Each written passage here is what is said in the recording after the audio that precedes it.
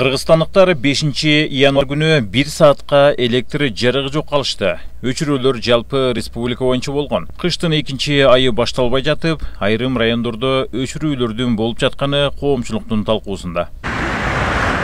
Өкмөт буга чейин жарык өчүп турушу ыктымалдыгын билдирип, автоматтык көмөк чордондорго күч келсе, айрым аймактар электр энергиясы калышы мүмкүн экендигин эскерткен эле. Бул жолу өчүрүүлөр Борбор Азия боюнча болгон. Өзбек энергия системасынын станциясында бир генератордун иштен чыгышынын негизинде Казакстанда түндүк жана түштүк Казакстанды бириктирип турган 500 киловольт аба чалгысы 3 аба чалгысына ашыкча жүк келген. Жана ошонун негизинде ошол 3 аба чалгысы автоматикадан өчүп калган. Ал автоматикалык өчүүдөн негизинде Борбордук Азия тутумунда электр тогунун жыштыгы түшүп кеткени байкалган. 6 январга карата өлкөнүн башкы суу чөйчөгүндө да суу азайган. Азыркы тапта Токтогул суу сактагычында 12 миллиард 444 миллион куб метр суу бар. Электр станциялары мамлекеттик ишканасынын маалыматына караганда, бул 1 жыл мурунку көрсөткүчтөн дээрлик 3 миллиард куб метрге аз. Токтогул суу сактагычындагы суунун аздыгына байланыштуу Кыргыз өкмөтү быйылкы күз-кыш айларында Казакстандан кошумча электр энергиясын сатып алууда. Суунун азаюусунун бир катар себептери бар. Суунун аздыгы, мен дагы бир жолу баса белгилеп айтайын, Нарын дарыянын Верховья реки Нарын деп коет, ошакта аябай кар аз жады. Акта гидропосттор турат. Биринчиден, экинчиден суу Токтогул суу сактагычынан өткөндөн кийин дагы 4 ГЭС гидроагрегаттарын айландырып өтөт.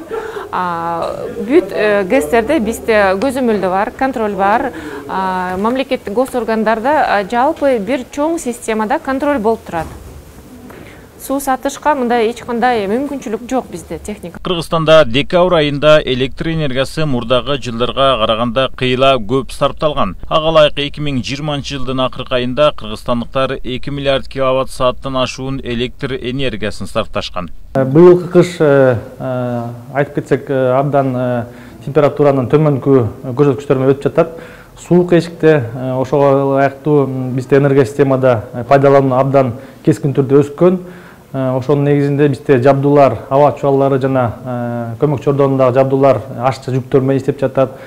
Ошонун негизинде авариялык өчүрүүлөр гана болушу мүмкүн. А так пландалган, жанагындай сиз айткандай веерное отключение дегендер анда планда жок. Өлкөнүн дээрлик бардык аймактарында аба ырайы климаттык норманын чегинде болууда. Өлкөнүн тол аймактарында сууктун күчү 37 градуска чейин жетип жатат. Жыл сайын болуп келүүчү энергетикалык каатчылык бул жолу да болууда дейт энергетиктер. Энергетикалык бүгүнкү каатчылык бүгүндөн эле башталып калган жок. Бул башталыш тетиги 90-жылдардан башталган окатта. Бул маселе энергетика системасы азыр Кыргызстан эмес эле дүйнөлүк деңгээлдеги эң өзөктүү система. Эгерде энергетика, электр энергия жок болсо, эч кандай индустрия да болбойт, эч кандай социалдык жеңилдиктер да болбойт. Жанагы ошол бир мекемени 3-4кө бөлүштү да. Биринчиси жогорку чыңалуудагы электр энергияны улуттук холдинг дегенди башкартып атат. Андан кийин ГЭС өзүнчө бөлүндү. Андан кийин жанагы Восток электр энергия, түштүк электр энергия дедертип бөлүп анан электр энергияны сатып атышпайбы, жеткирип атышат ар бир үйгө. Ошондон башталып бир мекемеде 3 мекеме пайда болду өзүнөн өзүчү.